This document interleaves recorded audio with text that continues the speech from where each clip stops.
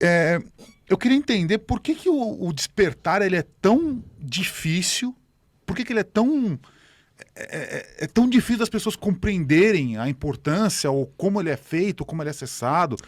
Que eu tô vendo pelo chat, a gente tá com 2.500 pessoas assistindo aqui e tá tendo um pouco de tudo. Tem gente que tá eh, dizendo que busca o despertar, tem gente que tá falando que é loucura, tem gente que diz que não existe, tem gente que tá criticando os outros, assim, o chat tá meio aguerrido aqui. Que Co- pena.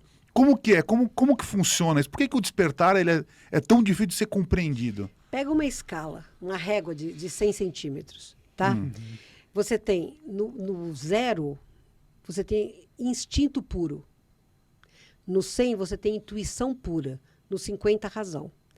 Nós todos somos criados como uma massinha de energia, uma centelha divina, né? Que tem o instinto puro. A gente vai por aprendizado.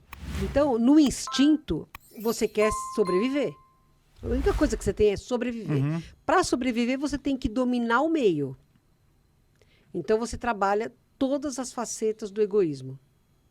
Não importa o que você tenha que fazer, você tem que sobreviver. E para isso, você precisa dominar o meio.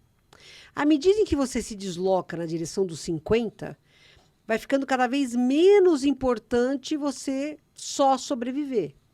Quando você chega nos 50, você fala, puxa, eu queria viver, quero experimentar um pouco mais. A razão passa a ser maior do que o instinto. É quando você começa definitivamente a caminhar, é quando você desperta. A humanidade da Terra hoje está entre 25 e 30. Então nós temos uma predominância de instinto, porque a maioria sobrevive, a minoria vive. Mas a maioria de nós apenas sobrevive. É os 58%. Tá? Mas nós estamos caminhando em direção dos 50. Quando a gente atinge 50, a Terra é um planeta de regeneração pleno. Até lá ainda tem muita água para rolar. Mas isso se dá pela própria condição da evolução da sociedade, né? Sim, Porque exato. quanto mais a gente vai voltando para o passado, ano de 1500, ano, sei lá, século nono, décimo, as pessoas sobreviviam muito mais do que viviam, né? A grande massa da Puxa, população. mas olha, pensa bem, o pessoal que está hoje morando, o número de pessoas morando na rua de São Paulo disparou na pandemia. Né? Sim, sim, A sim. população foi de 15 mil para 28 mil, em 2 meses praticamente. Então, cresceu demais. Mas vamos pensar no pessoal que vive nesses guetos, embaixo de ponte, em comunidades mais primitivas, né, onde o crime organizado é que manda. Pessoal que está em regiões mais inacessíveis. Cada 40 segundos existe uma tentativa de suicídio, existe um suicídio na Terra. A cada 40 segundos. Isso é a estatística da Organização Mundial da Saúde. Quer dizer, cada 40 segundos alguém diz que morre. Fora os que tentam e não conseguem. É terrível isso. Você concorda? Quantas pessoas morrem por dia por ação contra si próprias? Né? Você tem crianças que morrem de fome todos os dias. Então, isso é muito primitivo. Essas pessoas estão muito primitivas ainda. Estão lutando para sobreviver. Essa faceta que segura o planeta. Por que essas pessoas têm esse karma e outras estão aí vivendo muito bem, obrigada? Porque elas plantaram e estão colhendo. Não existe injustiça. A lei é plena, é correta, é justa. Porque ela se baseia no amor incondicional. Então, ninguém colhe o que não plantou. O Chico Xavier tem frases luminares. Essa é uma das que eu mais amo nele. Você só recebe o que é seu, do jeito certo, do modo certo e na hora certa. O que é seu fica com você. Então, esses irmãos que estão passando por essas agruras muito graves, que a gente precisa se movimentar para ajudar mesmo, são pessoas que estão colhendo o que plantaram em encarnações anteriores. Isso não quer dizer que a gente fala assim, dane-se você, seu problema, está recebendo seu karma. Não, pelo contrário. É aí que a gente tem que exercer a fraternidade. Porque fora da fraternidade não há salvação. A única coisa que vai salvar a humanidade terrícola é a fraternidade. E a gente vai conviver, a gente vai ser convidado a viver momentos em que a gente vai testar isso. Se você não for fraterno, você não existe. Você vai morrer mesmo. Fraternidade é que vai salvar a humanidade terrícola.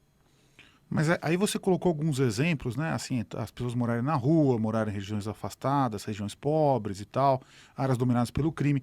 Você está colocando de uma certa forma, então, que talvez a própria condição de riqueza física mesmo, financeira da sociedade, faz com que as pessoas precisem viver no modo de sobrevivência. Então, sim, não tenha dúvida. E veja, quando pessoas que nascem com muita riqueza, que conseguem ficar muito ricas, tem que ter muito mais cuidado. Porque se elas não exercerem o desapego da matéria e não ajudarem tanto quanto puderem ajudar, na próxima encarnação elas são as que vão passar fome. São elas que vão viver nos guetos. Porque é tudo consequência. É aprendizado, é tentativa e erro, tentativa e erro. Você planta o que você bem entende, mas você vai ser obrigado a colher tudo que você plantou. Então, nós temos que ser sábios e nos dirigir. Nossas ações têm que ser baseadas na lei da fraternidade. Eu tenho que fazer para o outro o que eu quero que o outro faça para mim. Senão, não rola, você não evolui, você continua que nem caranguejo, sabe, andando de lado. E já chegou a hora de parar. A Terra não vai suportar mais os caranguejos, né?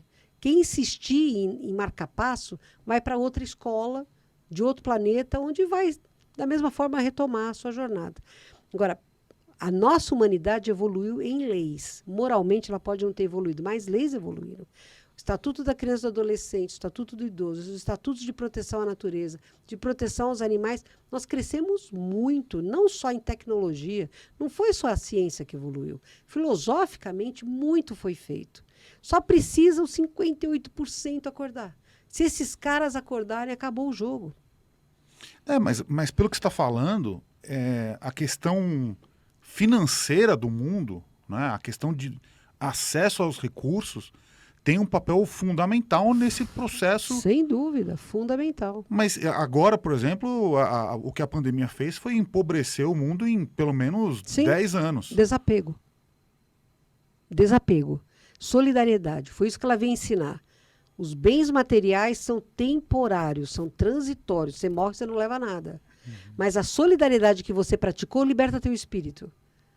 Você tem, o outro está passando fome, divide. Foi isso que ela veio ensinar. Você tem, o outro está passando fome, divide. E agora eu já vi algumas teorias que diz que pode vir uma situação pior que vai agravar essa história aí. Você pode dizer sobre isso? Então, eles dizem que virão... o espanhol em 2016, ele falou assim, vieram os professores brandos, foram mortos, não foram ouvidos. Agora virão os professores duros. E serão 3 ceifadores.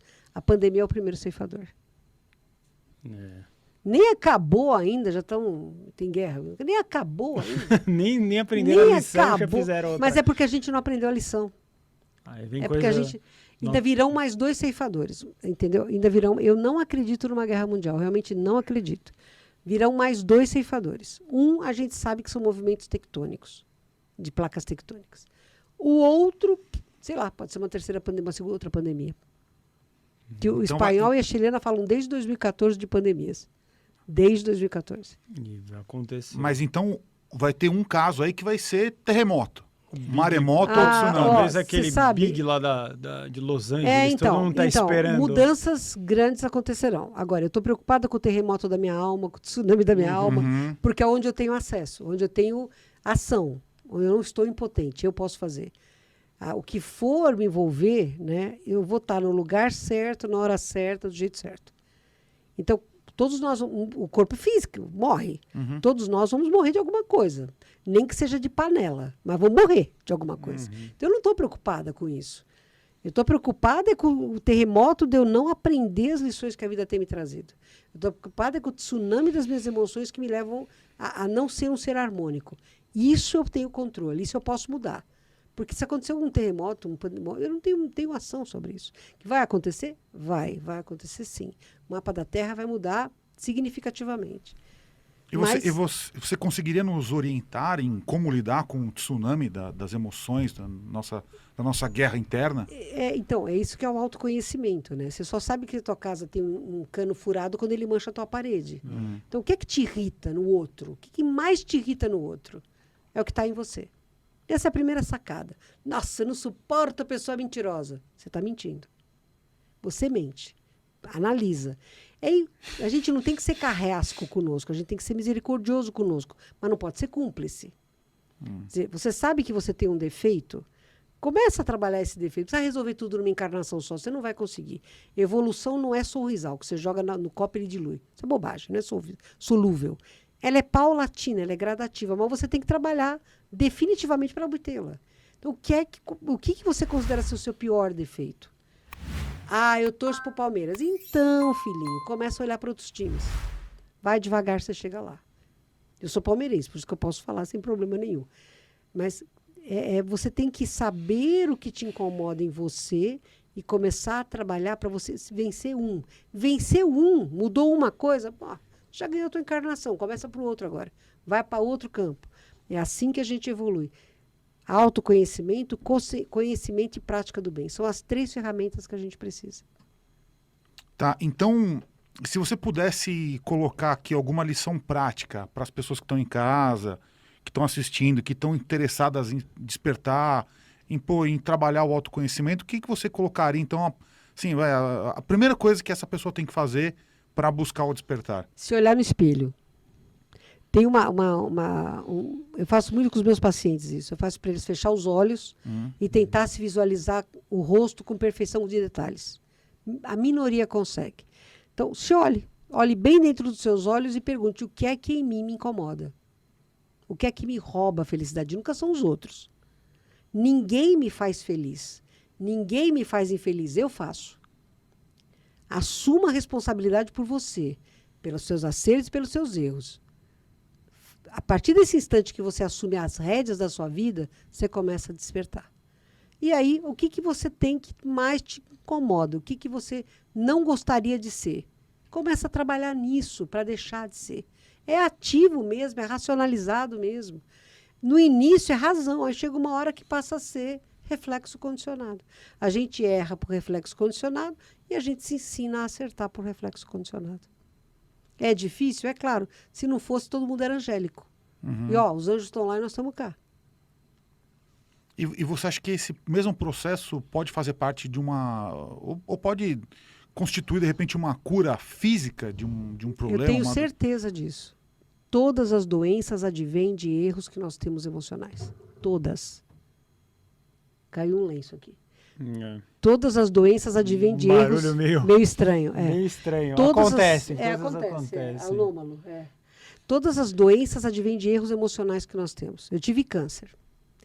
Em 2019, eu sempre tiro férias em março, o doutor Spell falou assim para mim, tire uma semana a menos e volte para fazer uma colonoscopia.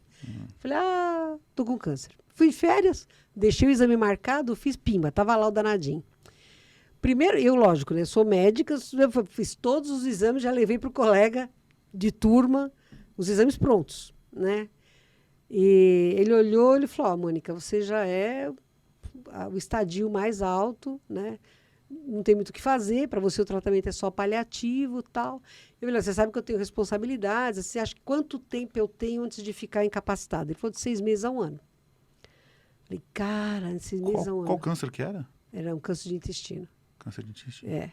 Aí eu falei, 6 meses a 1 ano, não, era barra pesada, né?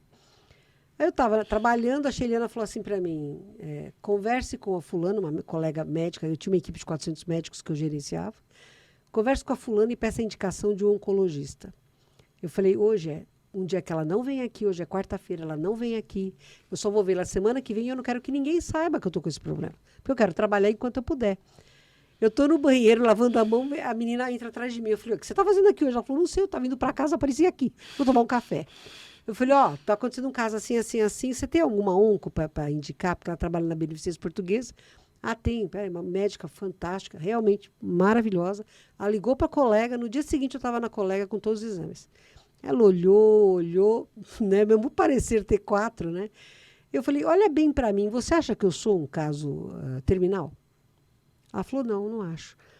Vamos biopsiar o meu pulmão? Eu falei, vamos biopsiar o pulmão. Eu acho que não é metástase que eu tenho no pulmão. Biopsiou, não era metástase, era inflamatório. Aí eu saí de um caso terminal para um caso curável. Meu tumor era muito pequeno, 2 centímetros só. Aí eu fiz 4 meses de químio e rádio e fiz cirurgias espirituais, obviamente eu fiz sim. Tomei homeopatia, porque tem homeopatia mundialmente testada, chamada Viscum Album, que é muito boa para isso. Tratei o que eu devia, químio, rádio, mudei minha alimentação, fiz tudo o que eu tinha que fazer. Meu tumor sumiu, eu curei. Eu estou há quase 3 anos sem evidência de imagem do meu tumor. Mas eu mudei. Por que dá tumor de colo? Vou falar com a Margarete, porque ela trabalha muito nisso, né? Ah, somatização, Paulo. Ela falou que você tem medo de ser traída. Não traição homem e mulher. Traída no sentido maior, né? De ser traído em ideologia, em filosofia e tal. Você tem que mudar, você tem que começar a confiar. Você não confia, você não se entrega. Você não olha nos olhos das pessoas. Eu falei, cara, é verdade, né? Eu não olho ninguém nos olhos. Eu tenho Asperger, né? Eu comecei a mudar isso, trabalhar isso. Então, o tumor veio para me alertar de uma coisa patética, porque eu sempre preguei a fraternidade e eu estava sempre com o pé atrás. E o tumor veio e me ajudou a vencer isso. Na hora que eu compreendi, eu fiz todos os tratamentos que eu tinha que fazer, mas eu tinha que tomar 2 anos de quimioterapia. Eu tomei 4 meses. E até hoje o tumor não voltou. Se voltar é porque eu voltei a ter erro. Né? Mas me ajudou a despertar. Então, mesmo as doenças autoimunes, que são doenças em que você se auto-sabota com uma intensidade extremada, você bate em você pega o chicotinho e fica se batendo, né? A doença autoimune é terrível. Estas doenças são as que mais facilmente respondem ao tratamento de terapia, além do tratamento médico, que você não deve abandonar, mas com uma terapia de autoconhecimento. Porque à medida em que você vai se perdoando, vai tirando a culpa de cima de você, você vai vencendo o autoimune. Ela vai continuar lá, só que ela fica dormente. Nós temos muitos casos com resposta extremamente positiva com isso.